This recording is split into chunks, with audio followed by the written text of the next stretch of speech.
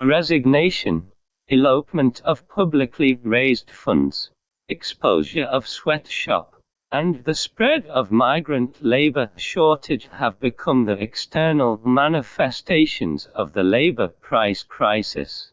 It seems that the crisis in factor prices has arrived early. Coal, electricity, and the prices of resource goods such as oil, gas, water, land, and production factors such as labor are becoming increasingly uncontrollable, forcing prices to enter a second round of breakthroughs. On the one hand, China's production factors are already low, with industrial electricity prices only accounting G4% of developed countries such as Japan and Italy, urban water prices only accounting for of international water prices. Labor productivity equivalent 2% of the X, but wages only %. Globalization has inherent driving forces for domestic production factor prices to align. On the other hand, according to Citigroup's latest conservative estimate, the overall cost savings of industrial enterprises due to price distortions were approximately trillion yuan, accounting for nearly % of GDP. The cost of production factors is artificially suppressed. Not only does it not reflect the true cost, but also artificially overestimates profits. Some scholars estimate that domestic enterprises will unreasonably save at least % of production costs as a result, assuming that the enterprises themselves absorb % of this product. Prices will also increase by at least %. Therefore, the market's reconfirmation of production factor prices is an insurmountable barrier. In fact, if prices are distorted, they should be reformed. But the reform of the price mechanism is hesitant. Reform faces difficulties and the inability to rationalize prices. The essence of price crises reflects the crisis of reform, and the inability to promote reform lies in ideology. If there is a problem with ideology, it is a crisis of ideology. Our country is a country with several levels of civilization and several days of complex IT, which cannot be compared to other countries. However, with knowledge at its peak and a superficial grasp of complex situations, using classical Western theories and thinking and methods under agricultural civilization to respond will undoubtedly encounter bottlenecks, making reform difficult. Therefore, the ultimate solution to the price crisis lies in the renewal of ideas. It may be a necessary condition for emancipating the mind to subvert cognitive inertia and the old truth standards with the idea of post-industrialization or even financialization. Even if we can keep up with the times in our thinking, the path of institutional reform remains bumpy. Not to mention the resistance of some special interest groups to reform.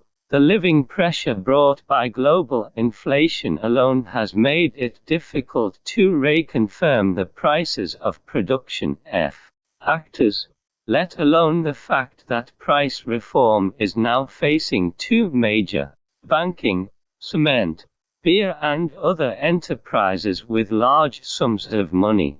In just 4 months, 5 foreign institutions directly or indirectly invested in domestic cement-listed companies. However, to some extent, the influx of foreign financial capital, foreign financial institutions It'll also play a role of catfish effect, accelerating the process of China's financial reform, stimulating Chinese people's original investment awareness, indifference and numbness of the financial concept. Secondly, the currency position difference is too large. The price of a country's currency, also known as the exchange rate, is actually all domestic goods compared to US dollar assets.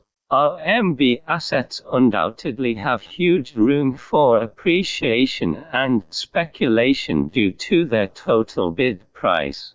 The essence of financial transactions is speculation, and places with stories will naturally attract international financial speculators.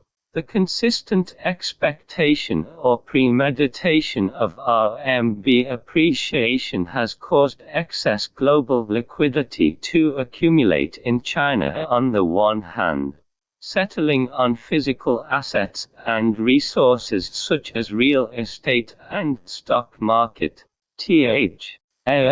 triggering various RMB asset protection in China war. On the other hand, the excess funds are driving the innovation and development of financial derivatives such as stock index futures, options, commodity futures, etc., causing China's virtual economy and real economy to grow dually separate, because only through the development of financial derivatives can the connection with the domestic real economy be blocked, creating a space for international speculators to freely speculate and allowing excess currency to evaporate as much as possible, such as the rapidly developing derivatives market in the City of London after the financial bomb. May it avoid domestic real resources being hijacked by international financial capital. The anti-Japanese war itself and the development of the virtual economy mean that China is being pushed into the era of financial civilization by international speculators. Thirdly, the complexity of China's financial sector is very high. This complexity is mainly reflected in different types of A shares, B shares, H shares, etc. Parallel coexistence of stocks and their corresponding rules. The staggered operation of various investment mechanisms such as QFII and QDII. It may even form a coexistence pattern of multiple financial centers such as Hong Kong and Shanghai. However, on the one hand, simpler things are less prone to errors, and more complex things are more likely to have vulnerabilities, which are easily exploited. At present, there is still a long way to go before the game rules in all aspects of China's financial sector are in place. The improvement of the game rules in the stock market itself and the establishment of rules in other financial markets, including futures, options, and other derivative markets. What is the financial explosion?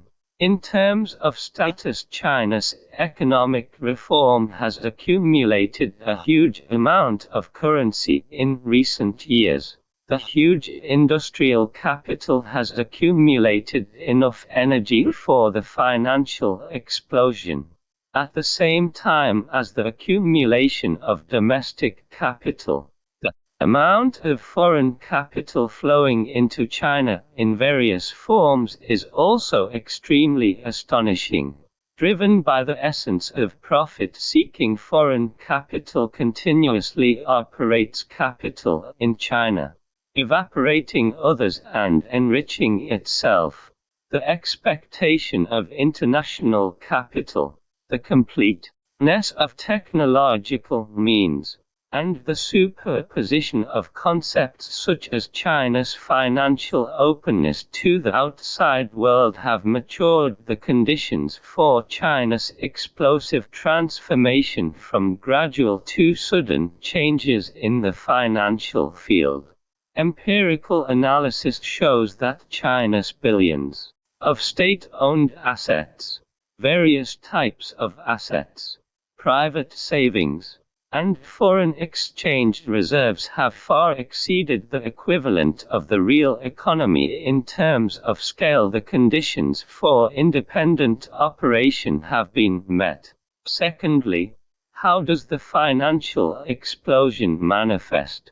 From international experience, there are good expressions for the financial explosion. Bad news.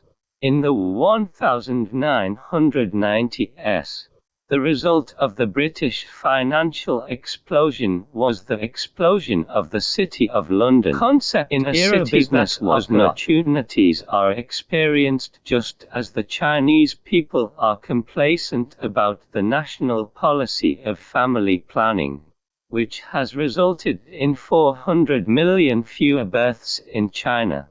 The aging population has advanced by 23%. 10 years will come.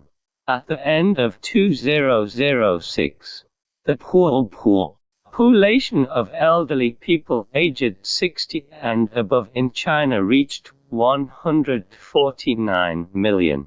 Experts predict that it will reach 325 million by 2030, accounting for 21.9% of the total population. The typical 4+2+1, where a young couple has to support 4 elderly people and 1 child family structure. Structural shortage of labor force and insufficient social security income are the numerous challenges brought about by aging, which force structural adjustments at all levels of society. And the most crucial one is the transformation of thinking mode under the transition of old and new. The older generation thinks with the left brain. The left brain belongs to logic, rationality, utilitarianism, personal experience, analysis and calculation. The brain processes information in a time-dependent, sequential, and either-or directed manner. Therefore, the left brain almost represents the rule, institutionalization, standardization and mass production, which is just in line with the rules of the industrial age, bringing about the efficiency of collectivism, and also making focusing on big things and pragmatism the most typical way of thinking of the left brain. From the rule of holding chopsticks in the right hand, the arrangement of multiple choice questions on machine reading cards, to the efficiency of Fordism and the scientific worship of industrial civilization. The products under left brain thinking almost control the past. And in that year generation, left brain control has its inevitability. Firstly, in the early stages of industrialization, the market's ability to allocate resources was weak, and it could only rely on administrative means to concentrate efforts on major tasks to achieve national street rateages. Secondly, the accumulation of primitive capital relies on careful calculation, rationality rather than sensibility, science rather than intuition, and the consolidation of the foundation of the real economy through standardized production based on efficiency rather than the construction of a utopia. Therefore, industrial civilization itself is a civilization dominated by the left brain, and rationality and science are the two of them great magic weapon.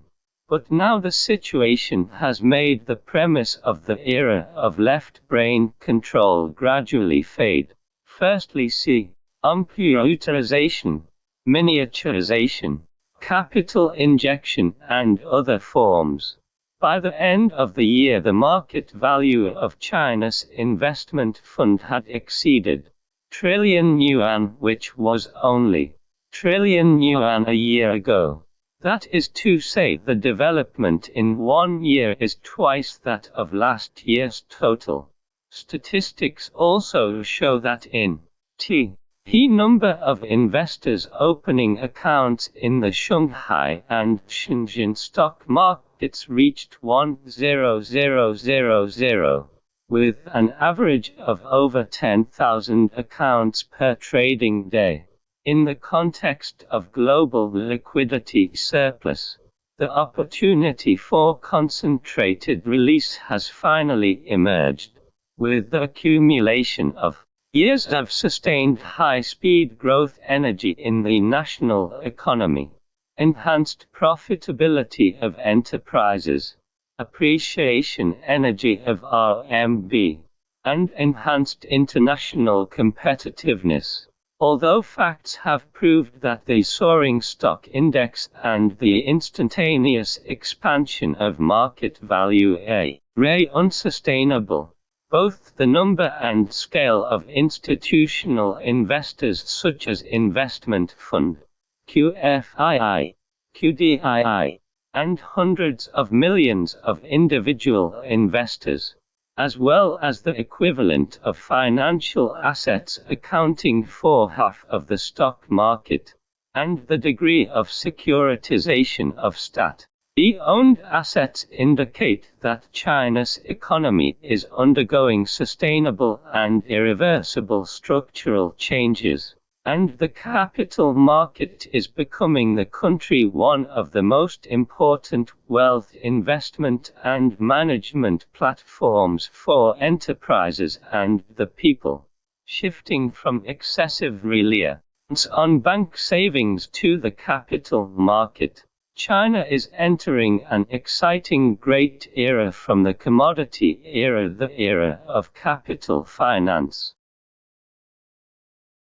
Exchange members holding exchange member stocks, and all financial institutions can participate in securities trading (ISUOS) activities, abolish various financial investment regulations, and banks began to provide comprehensive financial services, including securities business.